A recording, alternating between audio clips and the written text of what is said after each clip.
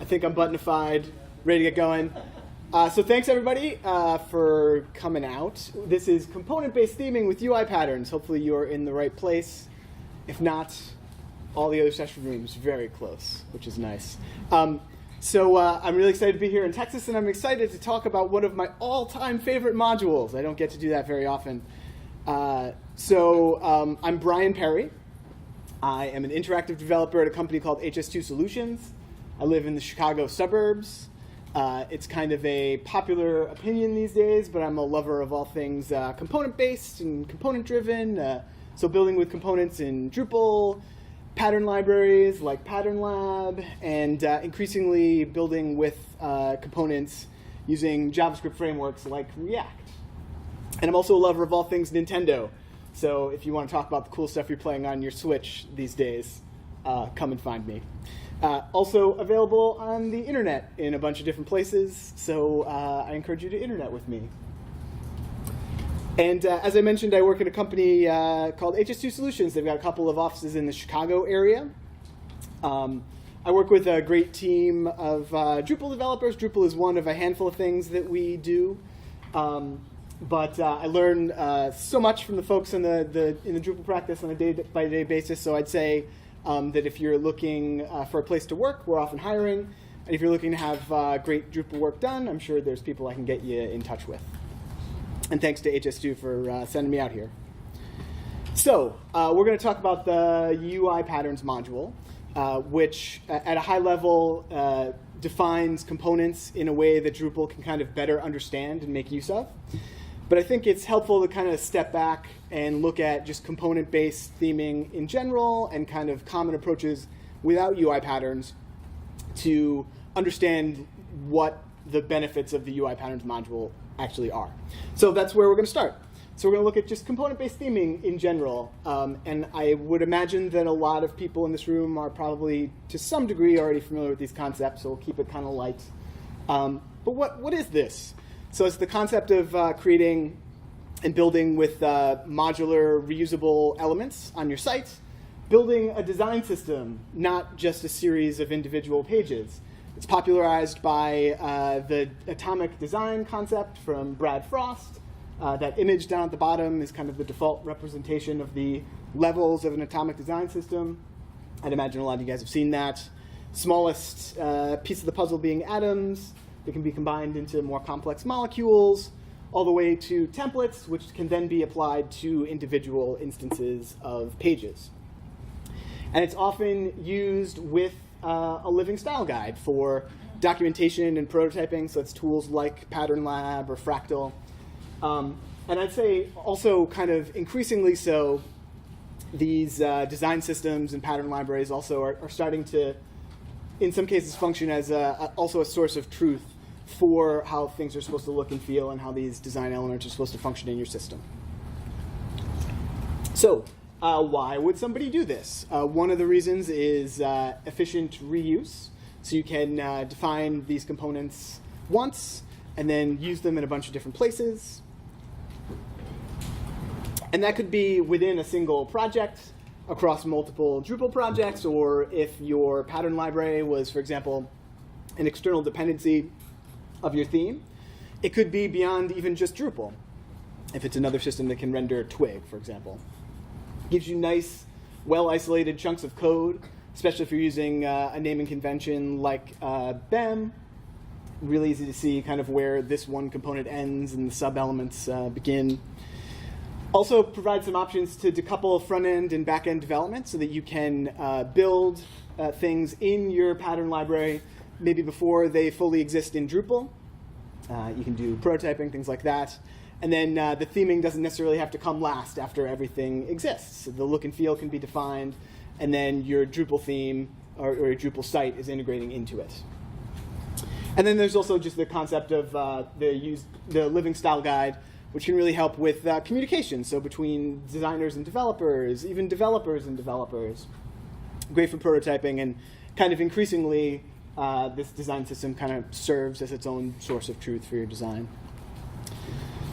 So now let's take a look at an example of how one would approach integrating components from a pattern library into a Drupal theme without using the UI patterns module.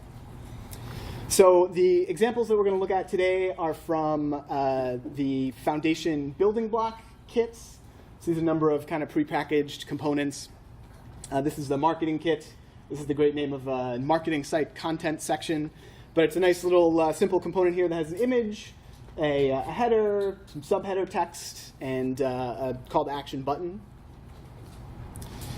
So we'll look at where the component lives. So a lot of these examples are kind of from Pattern Lab, but this should be generic enough that the concept would work outside of Pattern Lab. So you have a directory where your component exists. In this case, it's a subdirectory in the patterns directory in Pattern Lab. But the idea here is that everything that your component needs to render itself, to exist, lives in that directory. So it might be a Sass partial, maybe an individual CSS file is being generated. There's going to be a Twig template in this case. Might be JavaScript if there's some interactivity that's specific to this pattern.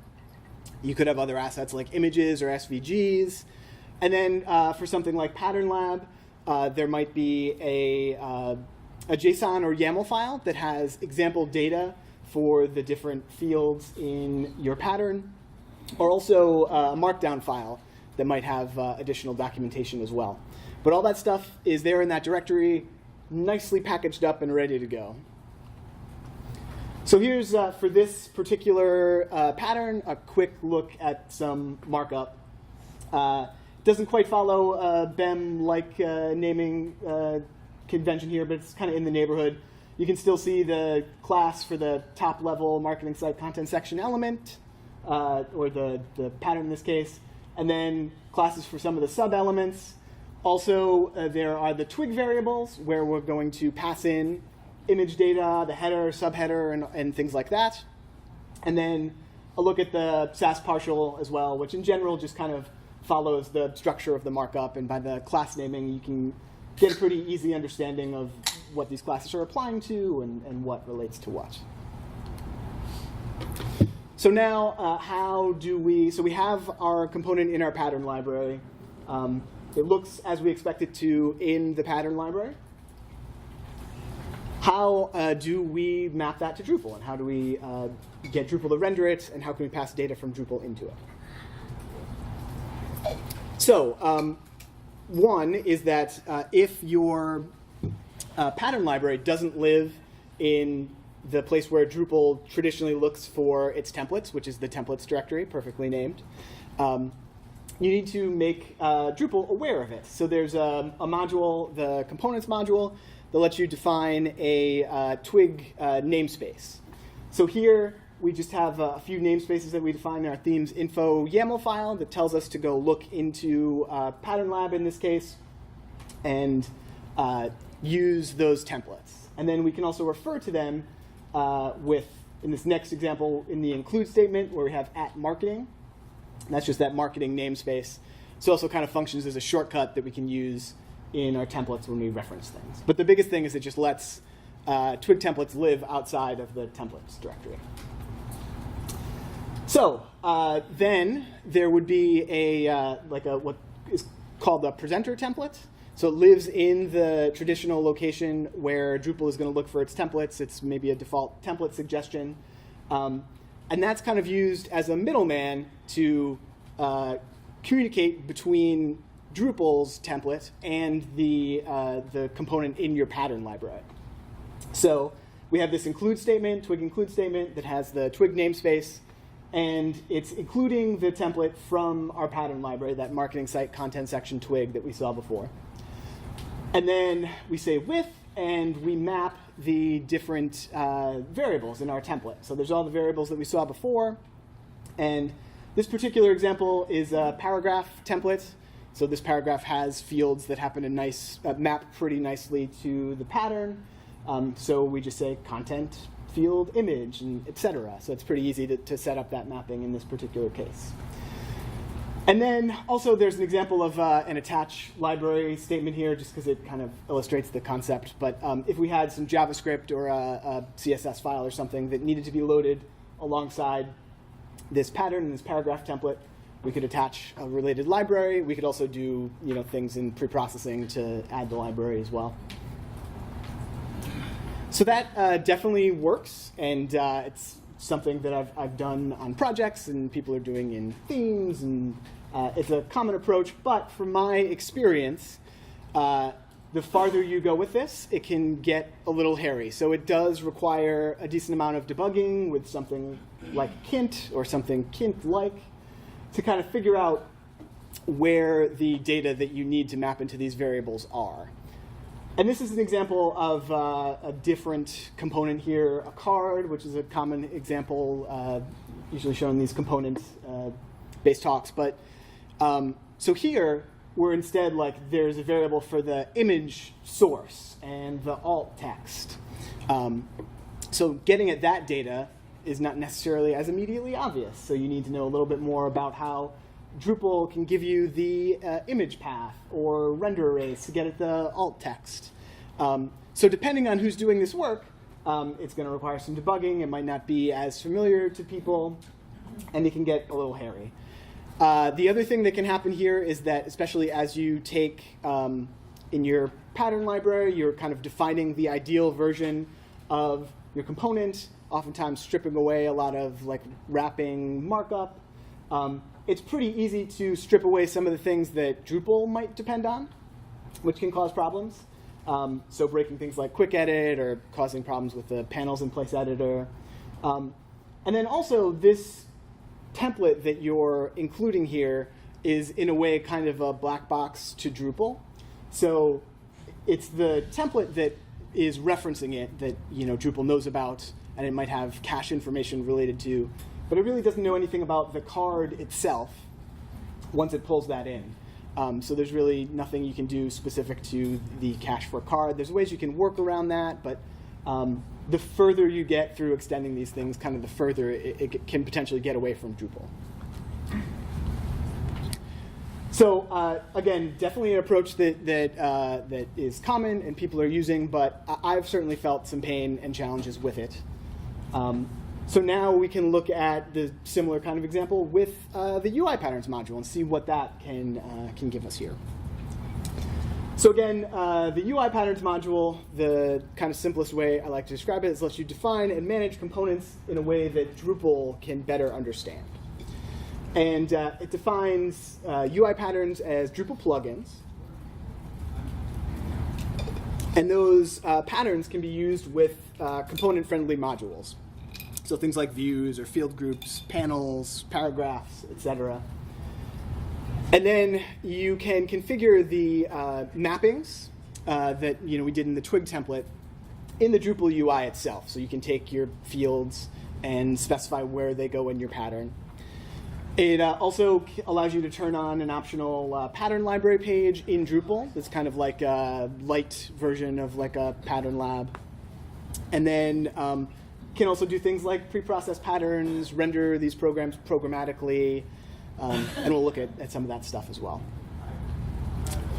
So this image is from the project page for UI patterns, but also kind of reinforces some of the pieces of the puzzle here. So there's the that YAML box. So the UI pattern itself, by default anyway, is defined in a YAML file because it's Drupal 8. There's got to be YAML somewhere. And then those patterns become available to Drupal. And then the row in orange there are the integration modules that ship with UI patterns. So those are the things that can make use of your patterns. So you can use them with views or layouts or field groups, etc. And then that lets you render your pattern in the theme layer. And then also there are those kind of dotted lines around things like FRACTAL and Pattern Lab. So the kind of long-term concept is that while you could manually define these patterns, there would also be a way to discover in your pattern library the patterns that exist there and define them automatically as UI patterns. And when I first heard of that concept, it sounded a bit too good to be true. We'll revisit that a little bit later. It turns out it might not actually be completely too good to be true. But yeah, so those are the basics there.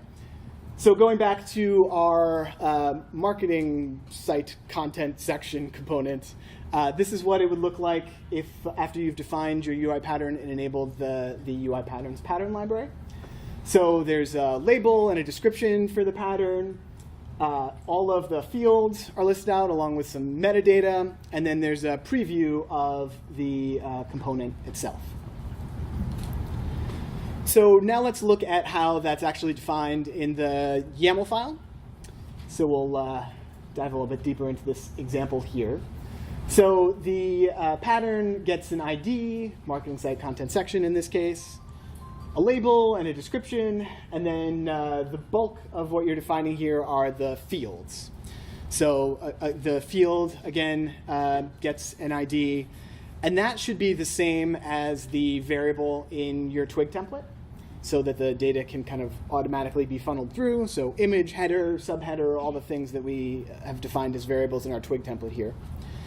And then you can give your field a type, which is mainly just used for documentation at this point, a label, a description, and then a preview. So that's what's going to be passed in the patterns library page. So it could be image markup like we have here. It could be text. It can be simple or pretty detailed. And then a couple of other useful things that you can define here. There's this use statement. So by default, it would give you a template suggestion that you could use. You could modify that Twig template as you need. But you can also use a use statement here and say, when you render this pattern, just go ahead and use this Twig template, for example, from my pattern library. So we've got that same Twig namespace that we defined. You can use your Twig namespaces here. So we can just say, go right out and get that marketing site content section Twig template that's in our pattern library. And then we can also define a library. So if there's certain assets that need to be loaded whenever this pattern is loaded, you can define a new library here. So this defines a CSS file that gets loaded. Probably the more common example would be some JavaScript that needs to come along with this. And you can also reference existing libraries as well. So if there's certain dependencies that this pattern needs to have, you can do that too. So as I mentioned, you also can get a default template suggestion. So for this pattern, it would be pattern marketing site content section.html.twig. So if the use statement doesn't quite make sense in your case, you have this template at your disposal. You could add your own markup here. You could also Twig include, extend, or embed to pull in the templates that you need. And you can also pre-process to add additional template suggestions, if that's helpful. So again, we've defined the pattern here, and it shows up in Drupal's pattern library page. It looks like this. So once again, how are we going to integrate into it and get Drupal's data in here? And from my experience trying out this module for the first time, and also seeing other people experiment with UI patterns, this seems to be the place where everybody gets tripped up a little bit. They're easy to define, but then people have a little bit of a gap figuring out how to use them. So to expose and make use of your pattern in Drupal, you need to use one of these integration modules that come with UI patterns. There's 4 of them. UI patterns layout, so that makes patterns available wherever layouts are available. UI patterns views, which expose patterns as views, rows, styles. UI patterns display suite, which might not necessarily be exactly what you expect here. They allow the patterns to be used as display suite field templates, which personally is not something that I use a ton, but if that's something that you use, maybe you're very excited about that. And then UI patterns field groups, which makes patterns available to field groups also. So I would say that if you're looking for a place to start and experiment with this, I would enable field layout, enable the UI patterns layouts module as well, and you can use your patterns anywhere that layouts are exposed in Drupal. That's the way that I most commonly use it, probably the easiest way to get up and running. And a lot of the examples that I'm going to show here are with paragraphs, which is often a component-friendly option, but not necessarily the only option. So you can use these with a view mode, there's a handful of different ways outside of just paragraphs that you can take advantage of these patterns. Okay, so let's take a look at how we would actually define, in this case, a paragraph for this component to use the pattern we've defined. So here are the fields in the paragraph. We kind of saw them before in the Twig mapping example of this. So if we go to the Manage Display tab for this paragraph, where we have our layouts, in addition to the layouts, we can also select from any of the patterns that we've defined. So here we have our marketing site content section. Then there's the pattern settings, which is a nice little option. So the default uses all the default field template wrappers, but you can say only content, which strips out some mapping divs and really just passes your content through, which can be nice. So once you pick the pattern and save the form, then you will have the fields in your pattern, and you can take any of the fields on your paragraph in this case and drag them into the spot where you want that field data to be passed through.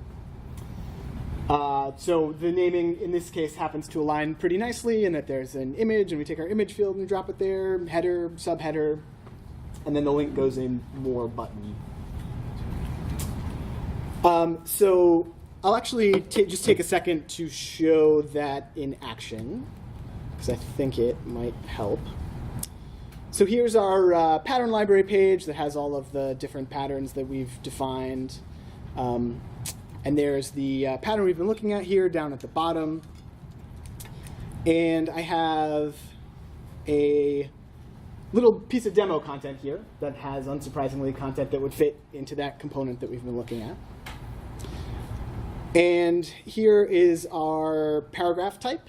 And I set it to just use a one-column layout, just so we can see what happens when we turn on the pattern. So I will pick marketing site content section here. I will please wait. Hope it wakes up for me. There we go.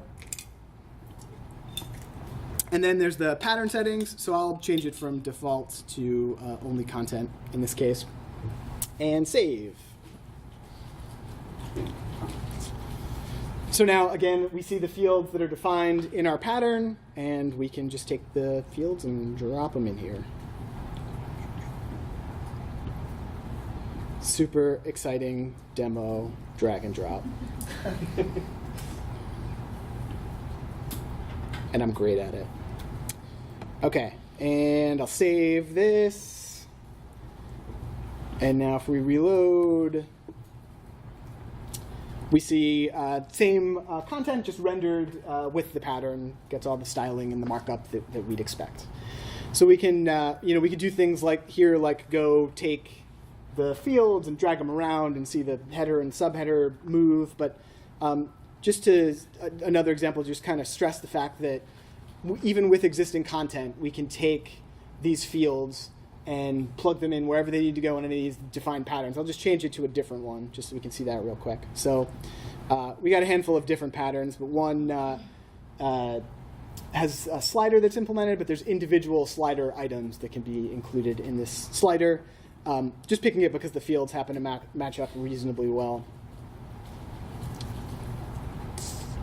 And we get image for free here. What do you know? Oh boy. And I'll just map the fields here. So the subheader actually is the longer quote, so I'll use that as the quote text in this case.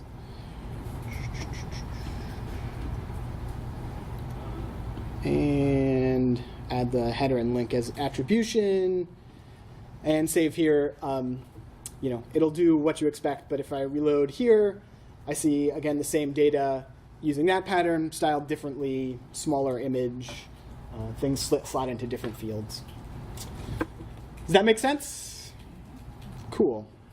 All right. So let's continue on beyond the basics. So we're going to look at another example pattern here, which is a testimonial block. And it has just a little quote, a thumbnail image, some attribution as well. And this is what it looks like in the pattern library page. All of the fields described as well. So now let's look at using this with some of the other integration modules, just so we can get a feel for what those are like. OK, so first we'll look at views. So let's say that we have some content of quotes, maybe, or something that we want to use with this pattern. We can say that the view should be, so first we have to enable the UI patterns views module. And then after we've done that, we can say that the row is styled rather, instead of content or fields, we say that it's styled as a pattern. And then when we do that, we can select our pattern from the list, and then similar kind of mapping concept. So for all the source fields, we can specify the destination in our pattern. So again, those are all the fields that you defined in your pattern. And then when you do that, you'll get each row styled using your pattern. So we see a couple of quotes here. And here's the field group example. A lot of these start to get somewhat similar, but if you've enabled UI patterns field group, you can use it with field groups. So for the format, you can pick pattern, and then select your pattern from the list. And then when you do that, similar kind of mapping UI here. So for each source field, you can specify the destination, and then it will render that field group using that pattern. And then there's the UI patterns display suite. This is one that I don't use very much myself. So this is actually just an example from the documentation. But you can specify a pattern as a field template, and then pick your pattern from the list. And so these are just the elements of an individual field. But this is rendering a button pattern. So we specify the parts of a link that are going into the button, and then it'll be styled as a button. So let's talk about some of the other ways that we can render patterns. It offers the possibility to render patterns using a Twig function. So again, same testimonial block pattern here. The first example is just rendering some static content. So we say pattern, and then provide the pattern ID. And then we list out all of the fields and the content that should be included in them. Second example is dynamic content. So again, we provide the ID, and then that starts to look a lot like the Twig mapping examples that we saw before. So we're just taking any of the data available to this template and plugging it in where it belongs. And then it's also possible to render these patterns programmatically in PHP code. So we're defining a quote element here. The type is pattern. We provide the ID, and then an array of all the fields. And this is static content here, but the same sort of concept applies, where we can map in any of the data that we have available. And then we can render the element, and it's going to look like the pattern, as I'm sure you expect at this point. So some other common questions for people who might be doing work in pattern libraries. How do you handle subpatterns? So patterns that have patterns inside of them. It's not something that's formally supported by the module. I think it is on the roadmap. But there's ways that you can achieve similar things. So a lot of these examples I built with paragraphs, and you could use nested paragraphs to achieve something similar. So for example, for this like marketing highlight section here, it has 4 different items that have the icon and then the little header and text. So if you first define the pattern for the individual item, a paragraph for that, and a pattern that goes along with it, then you can create the section that renders, that has a field for all of the individual items inside of it. So that would look like this. So the paragraph here, the marketing site feature section, has the headline and the subheadline, and then it has a paragraph inside of it that allows you to have one or more of those marketing site features. And each of those have an associated pattern that you've defined. And related to that, it's also possible in your YAML file, your pattern preview, to render patterns there. It helps if you do have nested patterns like this. So this is the example that we were looking at. So for the preview, we can have an array of patterns that are those features. So we specify, we say it's type pattern, provide the ID, and then map out the fields as we would expect. And then pattern variants, pattern variations. Another thing that is not supported but is on the roadmap, but this is a really simple example, but kind of depending on what you're looking to do, a Twig variable might be enough to represent those variations. So this is just a class for the different icon for those items that we saw just before. So there might be just a modifier class that you pass through, something that you can select in when you define the content that could do that. So I find that this probably goes in a lot of cases far enough, and also I wonder, do you necessarily want every individual variation represented as patterns in Drupal when you select from that list? It would be nice to be able to see them in the patterns library page, but I don't think you necessarily want it flooding the UI. So a little bit on workflow, especially when this module was new. A thing that I heard people ask a lot is, would I use this instead of Pattern Lab? Why would I use this if I'm already using Pattern Lab? So this is kind of what I see potentially as a workflow where you're using this module with an external pattern library. So the component would begin its life in something like Pattern Lab. So there you'd be developing components that don't yet exist, right? Maybe the Drupal piece of it isn't fully built out yet. You're prototyping, or there might be like smaller pieces that you're building at that point. And then there would come a time where the pattern would graduate to being a UI pattern in Drupal, which has its benefits because that is kind of the documented Drupal-ready version of that component that people can integrate into. So there's documentation just even in the YAML file itself to define the pattern, but also there's that patterns library page. So those are the things that people should be able to use in a predictable way in Drupal without having to figure out, mapping in Twig templates or include things. So that's, kind of the potential workflow that I see, and I think there is, definitely a use for both and a workflow that can include both. And then as far also about the process of integrating with these patterns, there's a lot of flexibility in the Twig mapping approach that we looked at, which can be both a blessing and a curse. There's also a lot of different ways that you can expose these patterns in Drupal and integrate into them. So some of the same sort of problem exists there. So I would just encourage people to kind of, you don't necessarily have to pick one approach, but be clear on what your approaches are going to be on this project with your team of how you're going to integrate into these patterns that you've defined. Because if people are using all of them in different areas and different approaches, it can get pretty confusing. So a couple of other things that I just wanted to touch on. A few things, the experimentation that I've been doing in contributed themes or modules.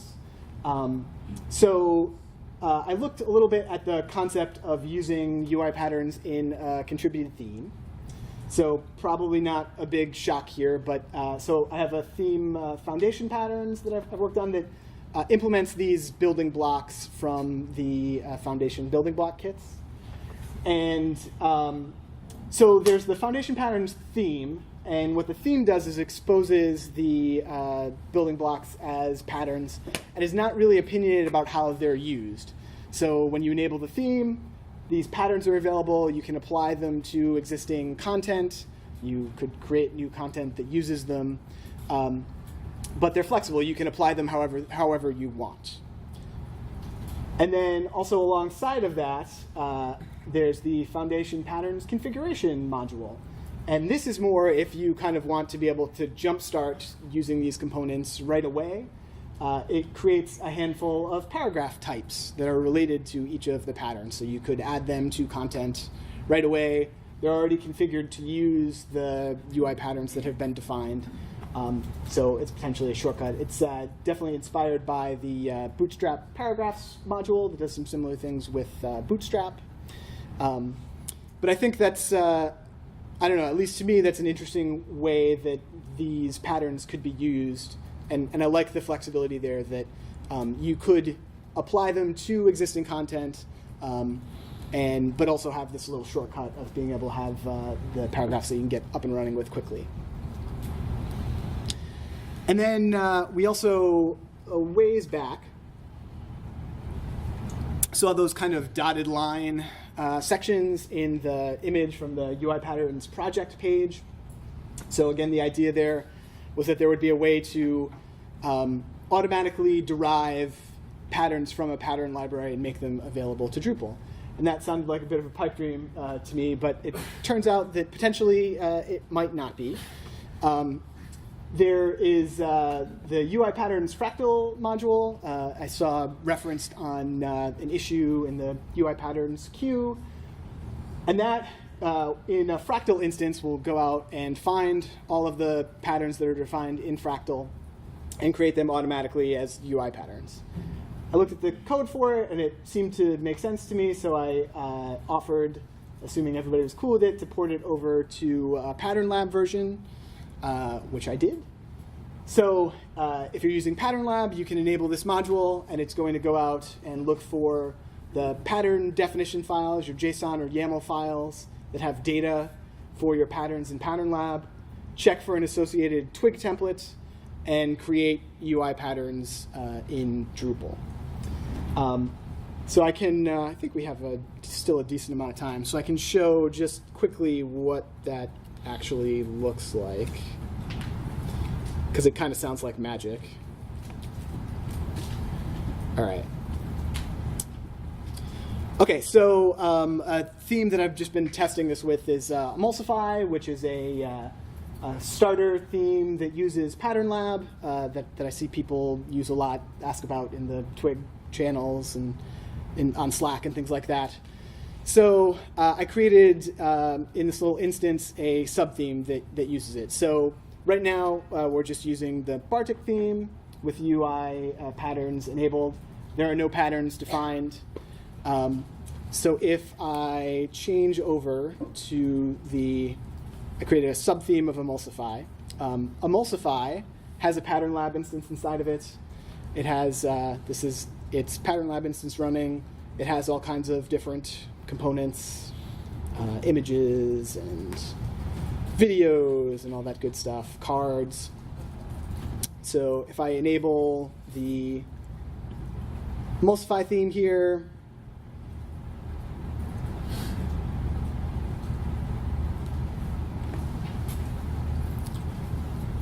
and then when that finishes, I'll have to clear my cache.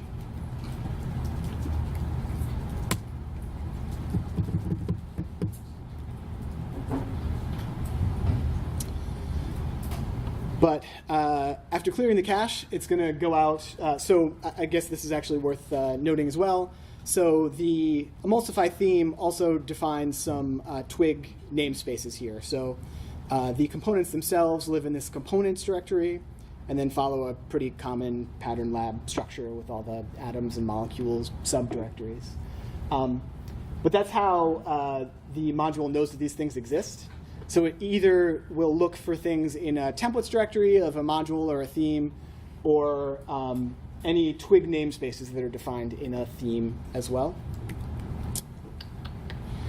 And then now if we reload our pattern library page, we'll see all of the components, the patterns that it has discovered from Pattern Lab, if it ever decides to load. I had a lot of fun with all my demo stuff yesterday. I managed to break most things, so I'm kind of mad at both my computer and all of my Drupal demo instances. But so anyway, here we see all of the different patterns it was able to discover out of this Pattern Lab instance. It's not quite everything, but it's many of them. There's reasons that I won't get into is why that's the case. But so we see our our image, video, block quotes, buttons, pagers, all that good stuff. And then these are available here. I'll probably have to reload, but if I look at the manage display for content type, I'll see all these patterns available under layouts as well.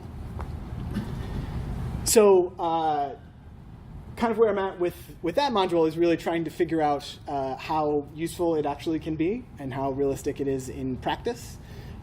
So if you're interested in testing it or have Pattern Lab instances that are publicly available that I could test with, that would be great. I think the more instances we throw this at, the more useful it could be. And the other thing that I'm trying to figure out is how realistic it actually is to use this with an existing component library that was not built with this approach in mind. So while it's able to discover all this stuff from Emulsify, there's a lot of the kind of complicated extending and Twig mapping that's happening behind the scenes. So getting content to be set up to have all the fields necessary to work with that, I'm really trying to figure out how practical that is. So I don't know if this is something that you would kind of build with this approach in mind or not. But that's kind of where I am at with experimenting with this.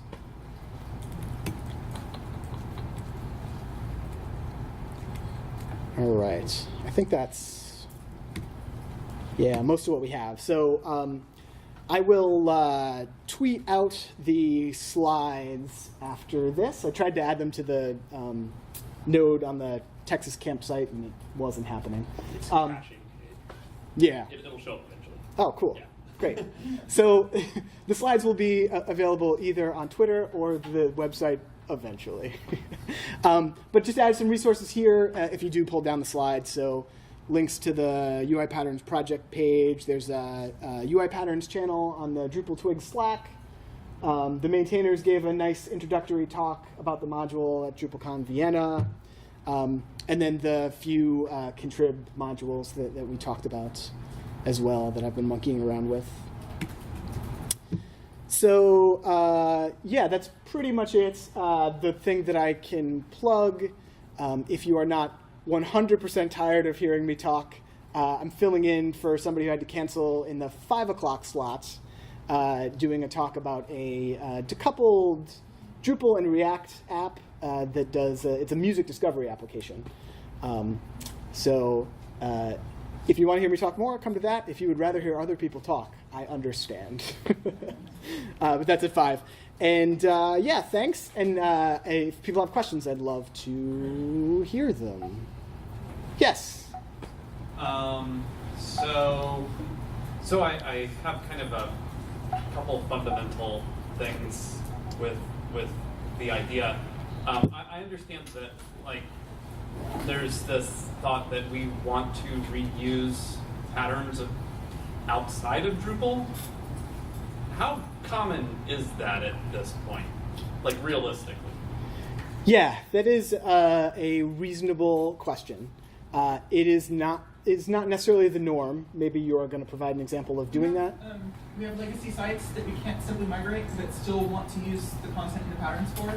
So while we may not actually take that approach, it's definitely sensible in a use case of ours where those sites that can't be migrated because of special applications have to have access to the same type of tools for thinking those things. Okay. And then maybe another related example. Theme generator actually works out quite for us. Okay. That's you're welcome to say, yeah, use the pattern to work for us. Yep. And then outside of that, I also think the case of building the components in isolation in a pattern library before maybe even the Drupal site exists at all has some benefits. So yes, you could re-implement them in Drupal, but being able to get them where they already stand is helpful.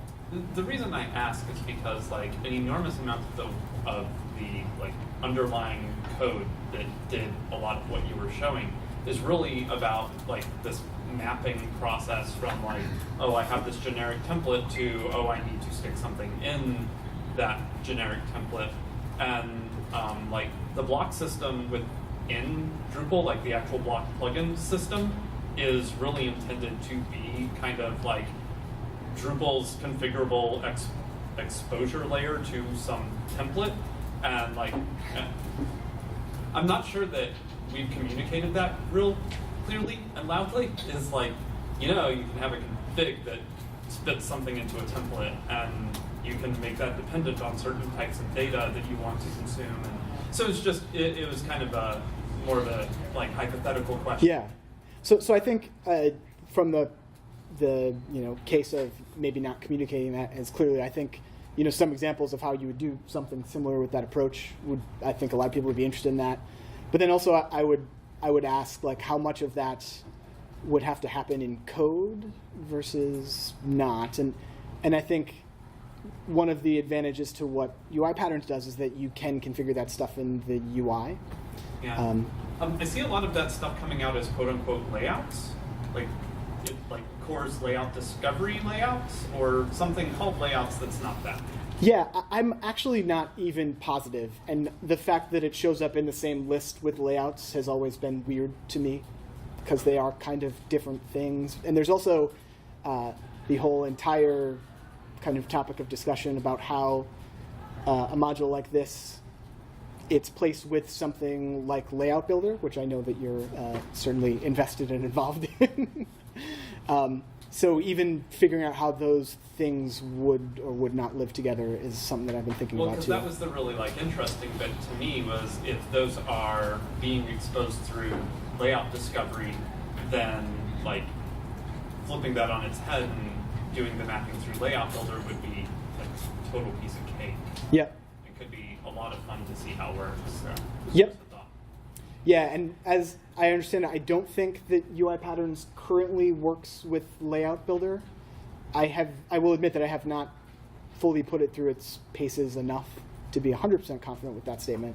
But yeah, for me, being able to find a way to handle that mapping in something like Layout Builder would be really attractive, whatever that answer happens to be. Cool. Yeah. So I apologize for being super chatty, but I'm a chatty person who has a lot of interest in this topic. So to respond to what you're saying, there is a business driver for us to be able to use something like Pattern Lab to show this information to people who are outside of our local development community. Absolutely. And if you, as someone who is a core contributor, know of a great way to use the internals to push this information out to something like Pattern Lab, we would love to see it. That would be fantastic for us. Because that's a core piece of the communication that's missing for us, is that while it's true that these things may be exposed as developer interfaces, and I apologize if that sounded sarcastic, but No. seriously, that's the need for us, is having the ability to use this to meet that business need of being able to communicate with our marketing and communications people who will never care about whether it's a layout or it's something that we're using a mantra for, right? Yeah, I definitely agree with that. And no need to apologize for being chatty during question time in these. So I have a question. Everyone's going to love it. Yeah, Okay. Go crazy. So we're getting started with this ourselves for the first time. We're building a site in Drupal. A lot of us have used Drupal in the past, but nobody is super familiar with 8 except the trainings we've gone through and that sort of thing. Do you have any recommendations? We're looking at using them. We think that's great. But do you have any recommendations for our variable naming, for those sorts of conventions in such a way that, so that when we approach this in a sustainable way over time, we can minimize the amount of effort that we're doing mapping, so that we can put ourselves in a position to kind of make it one-to-one, and especially if something happens like where we get layouts able to plug right into Pattern Lab or something along those lines, where it causes the least pain moving forward. Yeah. I realized I haven't been also summarizing the question, so I'll try to do that for this one for the video. But any recommendations for things like naming or variable structure? It's a pretty broad question. The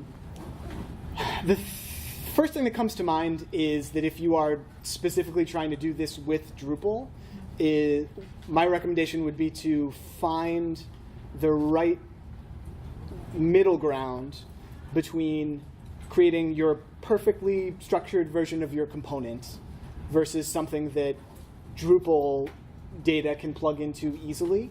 So the common example that comes to mind for me for that is an image, right? If you're just working in Pattern Lab and you want to include an image somewhere, you're going to have, well, at least I would default to, and I've seen people do this, a variable for the image path and a variable for the alt text. And that, really what you're trying to do is have an image element in your pattern. So having that be the variable can help. and Drupal can just spit out images, and it's great at spitting out images with image markup. So that's one of my recommendations there. I definitely find that BEM helps. This is maybe a little bit more on the kind of CSS and SAS element of things, but I've read a little bit recently about the concept of design tokens. I don't know if you've heard of that. That's more of a kind of generic way to define some of these design system elements that aren't tied into a specific system. Any other questions? Yes. So I'm curious. So we built a site with using UI patterns, and one of the things that we really liked about it was that it exposed a lot of control to non-coding users. Yep. So a future site owner has the ability to go in and map new content types to a component, essentially. However, with all of that power comes a lot of opportunity to make monstrosities. Yes. Have you had any experience trying to limit that? And I don't know what I'm really asking here, but like, what is your opinion on that? Like, how much power is too much power to give to an end user, a site builder, maybe? Yeah. The question was about the a lot of benefits, and that site builders can handle some of this configuration, but the fact that it also potentially puts a lot of power in people's hands to create components and layouts that don't make sense or that the design team doesn't want. Yeah, there really isn't an easy answer to that question, and that often comes up when I talk about this. So something that Paragraphs does do nicely is you can specifically restrict what components can and cannot be included in that entity reference field for the paragraph. So that I've used that to help a little bit. People can still make some ugly stuff, but that goes some of the way. So that or something like it, I think, is an important piece of this. I don't know if that answers or not. What did you guys do? Just let them run wild? Yep.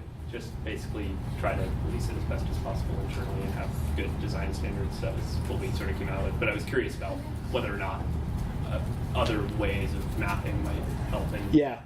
We did do entity reference restriction as well. Yep. If I can ask a follow-up. Sure. If you wouldn't mind speaking a little bit to the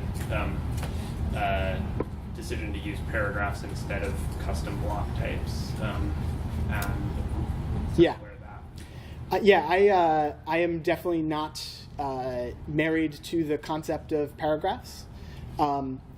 I did find, especially earlier on in the 8 cycle, that some of the things that I wanted to be there as far as being able to use custom blocks everywhere for this type of thing just didn't quite exist yet. So the experience is a little bit disconnected, creating a block versus adding it to content. If everything is a block, it floods the blocks UI. I'm following a couple of issues that related to Layout Builder that I think are trying to address some of those issues. So I'm excited about that. But that's really what it came down to, the basic blocks admin experience and people being more comfortable with the paragraphs alternative. I think you in the back had your hand up before. Yeah, and that's kind of where my question was going as well. Is we deal with a lot of clients who quite simply don't want to take the time to understand the complexity with things like layout building and don't want much of that exposed to them. Mm-hmm. You know what I mean? They just, there's a reason they have us doing a lot of this, because they want some simplified end user tools that they can't mess up and they can't hang themselves with the rope that we give them. So yep. the question is, like, we found some success with Paragraph and some other kind of layout building. How do you, I guess it's kind of the question you had earlier, is how do you determine what you're exposing and what's worthwhile? Or have you found satisfaction from your clients in actual adoption and use of the tools that you're doing? Does that kind of make sense? Are they actually leveraging the flexibility that we're giving them, or are we building it because we think it's cool? Yeah, that is a great question. And on projects where I have taken this type of component approach, I have asked that question internally. I've asked it to clients. Do people actually want this, and are they going to use it? And that's a really tough call, but so... It doubles implementation cost and complexity of the construction of it, you know what I mean? Yep. Is there any value that we're generating? So I mean, yeah, it's if really what people require are to be able to take these components and compose them in unique ways, then something like this is what you're going to have to implement. Whether it's layout builder or Yeah, there's a bunch of different ways to do it, but something that provides that sort of flexibility is what you need.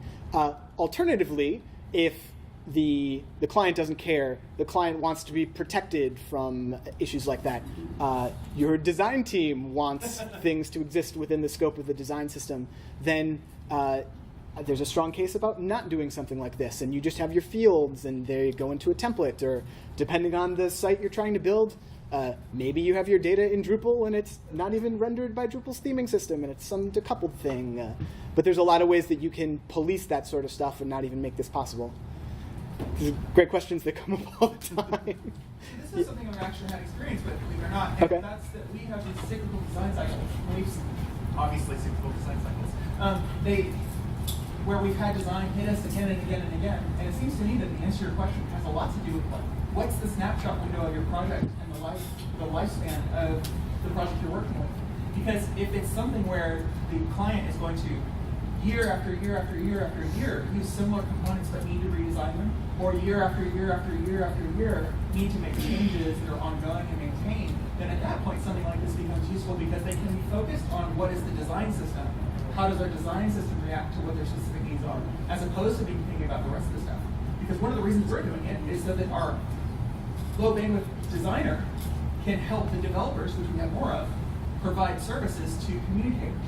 And the communicators have a lot of needs. They can funnel one change to the design system. We use the design system to implement what's needed. So I think that's really it. Like, what's the length of time? If you're doing short engagements, maybe there's no need. But if you're doing engagements that last for 15 years and they want something that's going to be sustainable and maintainable over time, as Drupal uses this new and excellent security upgrade process to make sure that it's still a relevant product, I mean, then it becomes more valuable maybe. Yeah, I just haven't seen the technical debt pay off yet.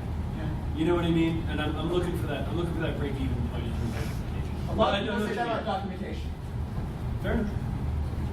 Yeah, that's valid. And I think we, with this process in general being kind of the not even hot new thing anymore, but the popular new thing, we should ask ourselves, like, why are we really doing this? But yeah.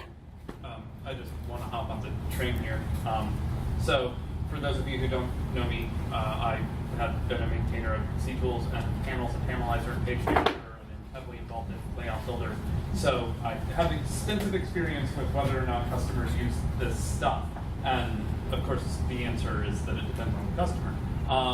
But like, some people definitely are using this, and I think like our job, kind of to go directly to what you just said about like where's the technical debt payoff, right? Is about what is the least cost implementation of doing these things that we can all agree on and move forward with, which is one of the reasons that like Layout Builder has had so much success in core over the course of the last like 12 months, is that like we've really taken a lot of lessons learned from so many of the people who were involved with those modules in Contrib, and distilled them into something that core could use. The lowest common denominator that we can justify. And I agree with the concept. Can I take that up one level too? And one of the reasons the Layout Builder is excellent is that there's no YAML. It provides us convention over configuration. And that's something that I think that we can come to as a community over a longer period of time, where having a convention for these sorts of things means that we don't ever have to think about how that data maps. Yeah, well, a big reason for that is that I hate you. No. Thank you for being on the inside. Cool. We are just about up on time. Doesn't look like there's any more questions, but thanks. Hopefully the presentation was useful, but that discussion was amazing. So thanks to you guys. Thank you. Thanks.